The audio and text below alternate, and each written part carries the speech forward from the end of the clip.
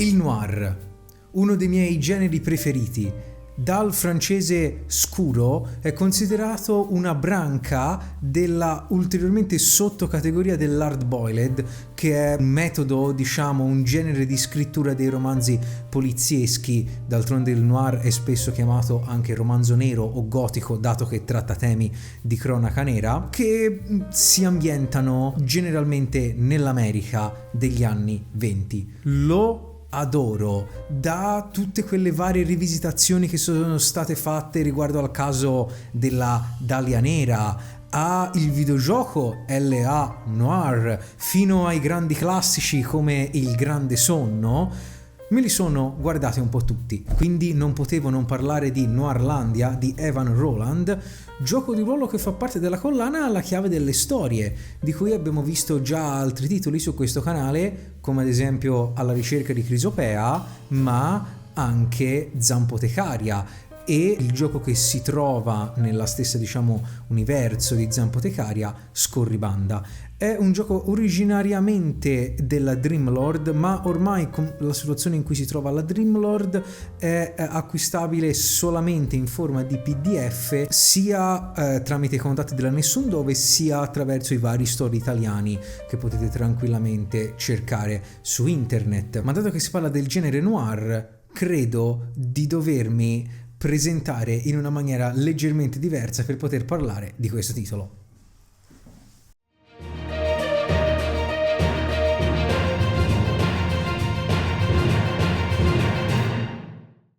Bene, no, Dani, rimetti i colori. Va bene. Sta diventando troppo reale la simulazione. Quindi, a parte questo, come possiamo definire Noirlandia? Non è un gioco di ruolo in cui viviamo in una terra in cui è tutto noir, per quanto potrebbe essere particolare la cosa, ma è un gioco di ruolo con meccaniche e un tipo di ambientazione che ovviamente, come tutti i giochi in realtà della chiave delle storie, sono molto specifici e hanno degli elementi molto creativi in relazione a questo. Innanzitutto è un masterless. Con masterless intendo qua che non esiste un vero e proprio master. L'autorità del master se la passeranno, specialmente nei tiri, i giocatori a turno. Per quanto riguarda il mondo che noi andiamo a creare, è totalmente in creazione divisa che continuerà praticamente durante tutta la storia, tenendo conto che qualsiasi situazione si presenta, quando è il momento di giocare per uno dei giocatori la sua scena, rimarrà parte dell'autorità creativa di tale scena, rimarrà in mano anche ai giocatori che in quel momento non stanno interpretando il loro personaggio. Quindi la prima cosa che ci verrà chiesta è creare la nostra città noir. Non deve essere per forza America anni 20, può essere anche un luogo fantascientifico, dark fantasy volendo, può essere una città stile cyberpunk. Basta sostanzialmente che noi individuiamo un grande problema, una corruzione che colpisce questa città e la sta corrodendo dal basso fino a farla crollare. In tutto questo c'è stato un omicidio che i nostri giocatori, il gioco prevede da 2 a 4 giocatori, sono tutti bene o male coinvolti. Non si devono conoscere, ma stanno tutti cercando di risolverlo. Questo vuol dire che potrebbero collaborare o agire totalmente in maniera indipendente. Dopo aver creato questa città con tutti gli elementi necessari a individuare perché marcia, perché è corrotta, quali sono i suoi problemi e quali sono i suoi elementi fondamentali, dovremo andare a definire i suoi 4 quartieri, ovviamente i nostri personaggi, la vittima e gli indizi di partenza. Come si fa questo? Non ovviamente su dei fogli di carta come dei plebei, ma procurandovi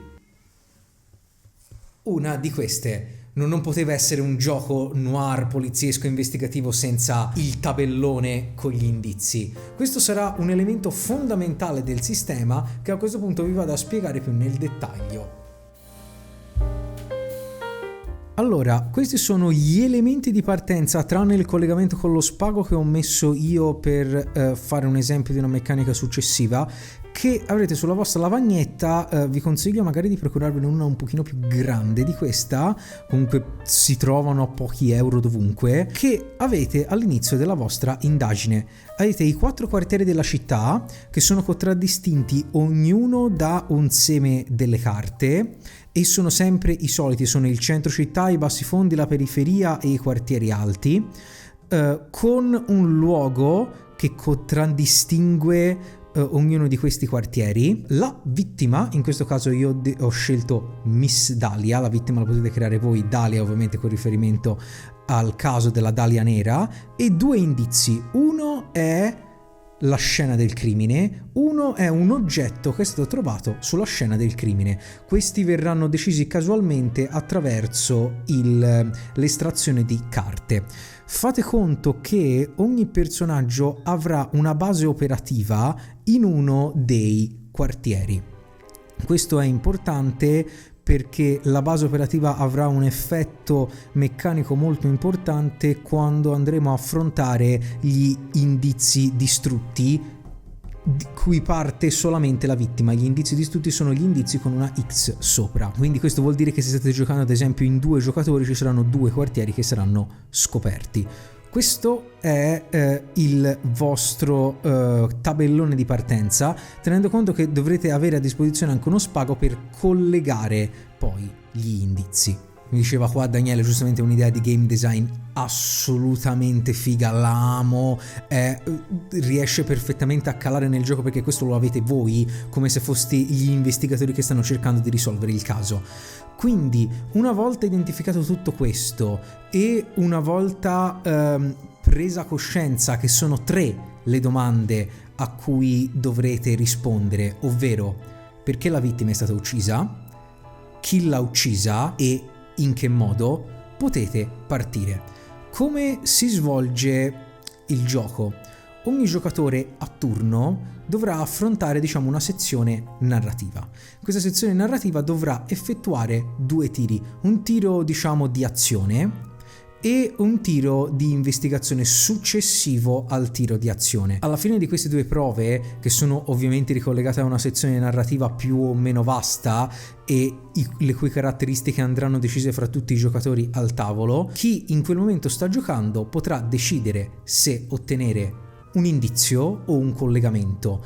Il collegamento è lo spago che collega 2 indizi. Questi ci servono per trovare una risposta. Una risposta richiede 3 indizi validi e indipendenti collegati tra di loro. La risposta, ad esempio, potrebbe essere perché Dahlia è stata uccisa. Per arrivare alla fine funzionale del gioco dovrete rispondere a tutti e 3 i quesiti. A questo punto, come si svolgono le sezioni narrative con i relativi tiri? Io ve li farò vedere, in tempo reale, prendendo il più possibile dalle spiegazioni del manuale, perché spiegati così a voce potrebbero sembrare incredibilmente difficili, cosa che in realtà non lo sono. Tenete solo conto che nel mio esempio i dadi neri, dato che non ne ho abbastanza, saranno sostituiti da dadi di colore verde.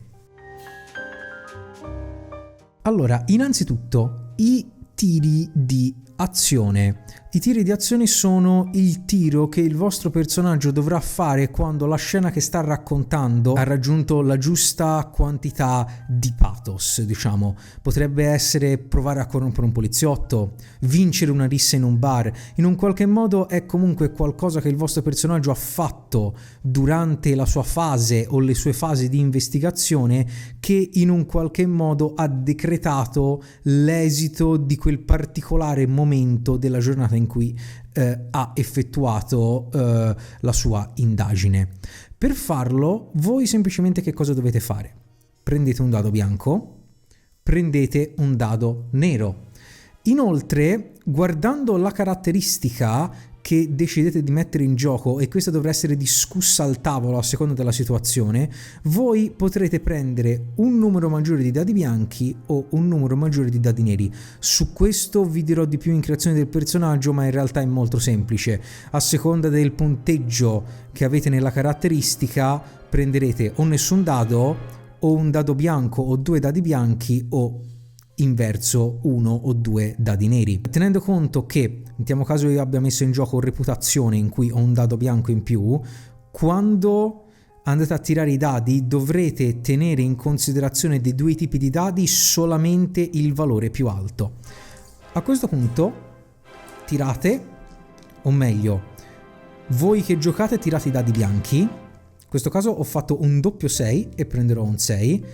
Un altro dei giocatori che in questo momento sta svolgendo, diciamo, il ruolo del master tira il dado nero, in questo caso ha fatto un 1 e questo è un successo. Se il mio risultato, se il risultato del dado bianco supera di 2 o più quello del dado nero, sarà un successo, quindi noi siamo riusciti in quello che vogliamo fare e il dado bianco sarà preso e tenuto da parte. Nel caso fosse stato l'inverso, ad esempio 6 nero e 1 bianco, sarebbe stato un fallimento e quello che dovevo tenere da parte è il dado nero. Nel caso invece di un pareggio, che cosa succederà? Qualcun altro dei giocatori al tavolo mi dovrà chiedere un compromesso, in sostanza. Un compromesso che, se accetto, conterà come un successo e quindi mi farà tenere da parte il dado bianco.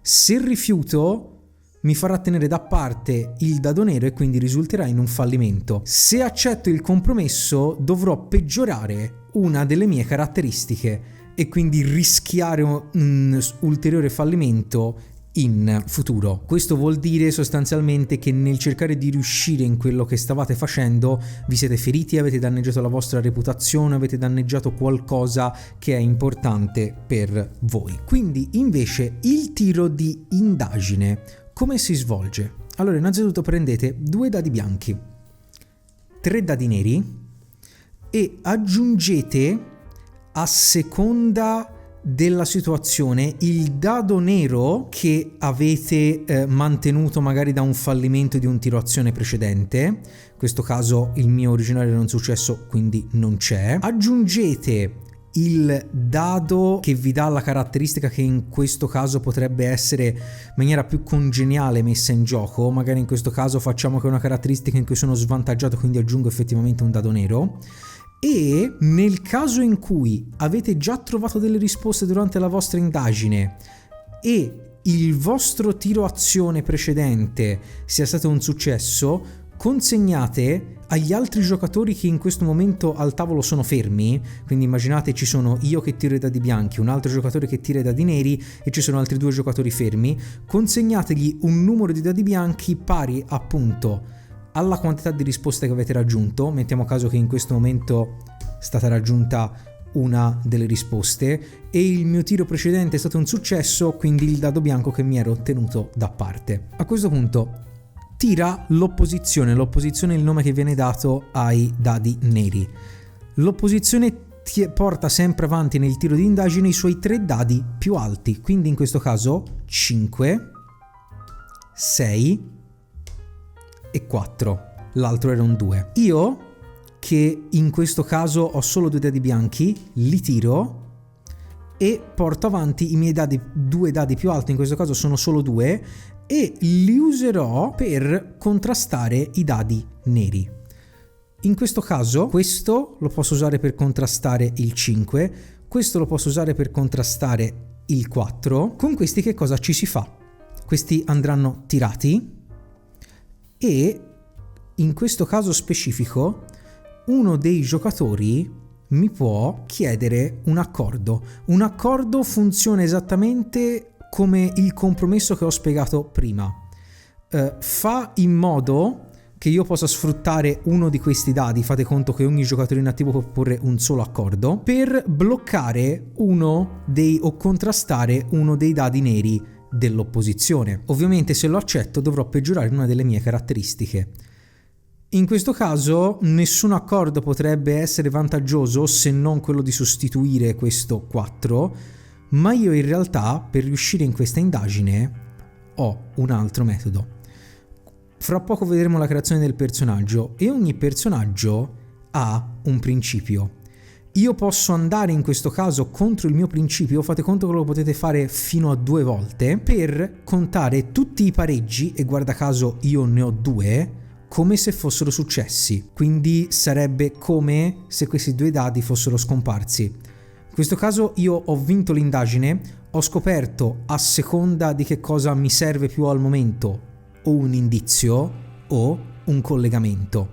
A questo punto qual è l'indizio o qual è il collegamento andrà annotato sulla tabella, eventualmente fatto il collegamento con lo spago, e si scoprirà cosa vuol dire all'interno dell'indagine questo indizio o che cosa comporta questo collegamento. Questo non è il solo effetto che avrà l'indagine, dato che a seconda di come è andato il tiro di indagine dovremo poi tirare su una tabella, positiva o negativa a seconda che il nostro tiro di indagine sia stato un successo o un fallimento. I tiri positivi generalmente sono tutti tiri che migliorano la condizione della città o ci aiutano nella nostra indagine. I tiri negativi sono tiri o che fanno in un qualche modo surriscaldare la situazione in uno dei 4 quartieri e quindi renderanno più difficile l'indagine in quel luogo. Sostanzialmente troveremo nella nostra narrazione, dovremo inserire più ostacoli, oppure molto semplicemente a seconda del risultato potrebbe anche capitarci la tragica evenienza in cui un indizio viene distrutto. Un indizio distrutto non può essere utilizzato per niente. Non potete usarlo per fare collegamenti, non potete usarlo per trovare una risposta. L'unico modo in cui potete utilizzare un indizio distrutto è utilizzarlo per un collegamento, per avere una risposta, nel caso sia un indizio strettamente collegato al quartiere in cui il vostro personaggio, e quindi quello che ha il dominio della scena in quel determinato momento, ha la propria sede operativa. Ignora in questo modo l'indizio distrutto, però non lo può usare nessun altro in questa modalità qua. Ogni risposta richiede 3 indizi separati che devono essere collegati fra di loro. Potete usare però un indizio, diciamo, di un'altra linea di indagine per fare un salto logico e collegare più indizi indipendenti, tenendo conto che se si surriscalda, diciamo, la situazione in 3 quartieri su 4, effetto dei tiri di indagine, di esito di indagine positivi, anche quello di tranquillizzare queste situazioni o, perché no, risanare, diciamo così, indizi distrutti, il caso si chiude e dovete andare direttamente all'epilogo. Andate direttamente all'epilogo anche se trovate le 3 risposte. Ma a questo punto li ho tenuti nascosti fino a questo momento. Chi sono i nostri protagonisti, i vostri personaggi, quelli che giocheranno nel mondo di No Irlandia? Com'è la scheda del personaggio? La scheda del personaggio. Era bello quando c'era la scheda del personaggio, ma ora non c'è più. E lo sapete qual è la cosa peggiore? È che è stata colpa mia. Scherzi a parte, mi sono scordato di fare la scheda del personaggio, quindi ve ne presenterò una in bianco. C'è acqua comunque qua dentro e, come vedrete, è una scheda molto basilare, ma con tutte e forse ancora di più le informazioni che potreste desiderare. Allora, come potete vedere, la scheda del personaggio parte con le informazioni che dovete, diciamo, tirare fuori in creazione condivisa, con il nome della città, da cosa è corrotto, la vostra relazione con la vittima, eventuali altre relazioni qua che sono in realtà nascoste dalla mia persona. Ci sono le 3 domande a cui dovete rispondere, lo spazio per il principio del personaggio, le vostre 4 caratteristiche, corpo, mente e cuore, e queste saranno le uniche cose meccaniche che dovrete decidere, e anche reputazione, pensavo di averla detta comunque. Tra l'altro è la caratteristica che avevo utilizzato come esempio, quindi vabbè. Quindi come fate a decidere questi elementi? Molto semplicemente estraete una carta da gioco e tirate un dado. A seconda del risultato della carta dal gioco e del dado, voi avrete un'identità per il vostro personaggio e un principio. I principi sono qualcosa come non voglio fare non farò mai del male a nessuno, ecco. I 2 pallini servono ad annerirli quando nel tiro di indagine voi andate contro il vostro principio. Lo potete fare 2 volte e ogni pallino nero avrà un effetto particolare durante l'epilogo. A questo punto dovete identificare le vostre caratteristiche. Ora, tenendo conto che, come vedete, c'è sotto ogni caratteristica un quadratino bianco, un quadratino fra virgolette trasparente, uno nero, 2 neri e 3 neri, voi dovrete affidare, barrando o comunque cerchiando lo spazio accanto, a una di queste caratteristiche il dado bianco e a una di queste il dado nero. Le altre 2 che vi rimarranno fuori saranno fra virgolette il dado trasparente, quindi non avete né bonus né malus in questa particolare caratteristica, facendo conto che accettando gli accordi degli altri personaggi alcune di queste potrebbero peggiorare. Questo è tutta la scheda e tutto quello che vi serve sapere sulla creazione, tenendo conto che il resto della scheda ora qua me la taglierà un pochino, ma è occupato da un quadratino su cui potete prendere delle note e un riepilogo del sistema, quindi per fare i test di sfida o di azione come l'ho chiamato io e i test di indagine. Questo è quello che vi serve sapere, tenendo conto che il personaggio, se preferite, ve lo potete secondo me creare anche non estraendo e tirando casualmente, ma scegliendovi gli elementi che il manuale vi propone. Quindi a questo punto siamo arrivati alla fase di epilogo. Come si svolge l'epilogo del nostro gioco? Allora, ognuno dei giocatori deve prendere anche qui dei dadi bianchi e dei dadi neri. Non andranno qua tirati, serviranno per narrare. Ora, tenendo conto che appunto abbiamo il principio sulla scheda, voi dovrete prendere un dado bianco per ogni cerchietto che non è stato annerito. Quindi se non siete mai andati contro il vostro principio e siete rimasti forti in questo, prenderete 2 dadi bianchi, altrimenti magari solo uno, altrimenti nessuno. Se l'indagine si è conclusa perché voi avete raggiunto tutte e 3 le risposte, avete la risposta al caso, diciamo così, prendete un ulteriore dado bianco, quindi per un massimo di 3. Per ogni cerchietto annerito prendete un dado nero e nel caso in cui l'indagine si sia conclusa non perché avete raggiunto le 3 risposte, ma perché si sono, diciamo, riscaldati, la situazione è andata fuori controllo in 3 quartieri, prendete un ulteriore dado nero. A questo punto mettete i dadi bianchi e i dadi neri in fila, in alternanza di fronte a voi, tipo una cosa del genere.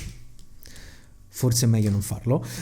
Quindi li mettete di fronte a voi in alternanza, quindi un dado bianco, un dado nero, eccetera. E a turno, a seconda del dado che avete di fronte, raccontate un elemento positivo o un elemento negativo che riguarda il vostro personaggio e come è uscito da quella situazione. L'ultimo dado per ogni giocatore è lasciato per la città e in questo caso racconterete, a seconda della situazione, come la vostra indagine ha peggiorato o non cambiato le cose oppure ha aiutato a migliorare la situazione della città e la sua corruzione. Vi ho spiegato praticamente tutto il gioco. Questo è come si gioca a Noirlandia, un framework molto interessante che spiegato sembra incredibilmente difficile, ma poi vi assicuro che a vederlo non è così tanto tragico. Confrontandoci un minimo con Daniele è venuto fuori che è un framework in realtà molto simile a quello che potrebbe essere di Fiasco, un po' anche per questo discorso di tirare un certo numero di dadi bianchi o di dadi neri, è vagamente vicino a Twice Upon a Time, il video che è stato oggetto della scorsa recensione, ma effettivamente arrivando al punto delle considerazioni, quello che ho notato è che è stato uno delle critiche che gli è stata mossa più di tutte, ha un certo modo diviso un po' la community, ovvero il fatto che il sistema è spiegato molto spesso, soprattutto dal tiro di indagine in poi, in una maniera che sembra incredibilmente difficile quando in realtà non lo è. Da questo punto di vista il manuale forse avrebbe bisogno di essere un pochino limato nell'aspetto della spiegazione per renderlo meno tragico alcune volte nello spiegare alcuni suoi elementi. Altra critica che gli è stata mossa, che condivido pienamente, è il fatto che all'inizio ci viene indicato che una sessione dal suo inizio alla sua fine, quindi dalla creazione della città all'epilogo, dovrebbe durare 3-4 massimo ore, e mi sento di dissentire in maniera abbastanza forte, perché ormai sono abbastanza confortevole, diciamo, con i giochi in creazione di condivisa, soprattutto in creazione di personaggio, dato che il sistema va seguito magari la prima volta quasi come se fosse un libretto di istruzioni. Credo che la prima sessione, e sto parlando di sessione vera e propria, quindi diverse ore andranno via solamente nella creazione della città e dei personaggi, quindi se volete giocare a Noirlandia ed è la prima volta, vi consiglio un minimo di 2-3 sessioni di prendervele per fare tutto a modo, cioè non aspettatevi che passi tutto veloce in 4 ore, perché probabilmente non sarà così. Per il resto è un gioco che consiglio. Allora, chiariamoci, se non vi piace il noir andate a giocare a qualcos'altro, perché è un gioco fatto per il noir. Dal punto di vista di materiale che serve, ne serve pochissimo. La lavagnetta è una cosa che bene o male tutti ci potete avere a casa. È figo, diciamo, avere la lavagnetta, ma lo potete fare anche su un foglio di carta. Dadi, usa e dissai tranquilli. Il mazzo di carte credo che bene o male ce l'abbiate tutti. Il vestito è opzionale, ma vi consiglio di provare a fare le sessioni in questo modo in costume, perché sarebbe assolutamente epico. È stato ripristinato la copertina. Poi, di nuovo, come tutti i giochi della chiave delle storie, hanno un presupposto molto particolare, molto ben piazzato da cui partono, e quindi, dato che sono tutti giochi fortemente narrativi e che richiedono una forte conoscenza delle proprie capacità anche di narrazione e interpretazione, mi rendo conto che per alcuni tipi di giocatori potrebbe risultare un po' difficile. Se siete all'inizio potrebbe risultare un po' difficile, se non siete abituati o non siete particolarmente confortevoli con le vostre o ancora confortevoli con le vostre abilità di improvvisazione, di creazione condivisa e di narrare tutte le azioni del vostro personaggio, di nuovo qualche problema ci potrebbe essere. Ma del resto tutti questi giochi con una forte componente narrativa, un titolo che richiede una certa abilità nell'utilizzare il famoso teatro della mente, mettiamolo così. Per il resto, se vi interessa il particolare tipo di ambientazione, vi interessa il sistema o vi piacciono questo tipo di storie, credo non si possa non consigliarlo. L'idea anche di immersività che dà il discorso di trovare gli indizi, fare i collegamenti, è secondo me perfetto se siete amanti del genere investigativo. Per il resto io voglio ringraziare Andrea Besone, che ci ha dato la possibilità come nostro tribuno di recensire questo gioco. Se vi è piaciuto il video mettete mi piace, condividetelo, passate dalle nostre pagine social, abbiamo Facebook, Instagram, un gruppo Telegram se volete fare 2 chiacchiere con noi in privato sul gioco di ruolo, abbiamo anche TikTok per contenuti diciamo di più rapido consumo, e se decidete di volerci aiutare in una maniera più fisica, mettiamola così, potreste considerare di abbonarvi anche al canale. Ho concluso. Francesco del Forum Sententiam, chiudo.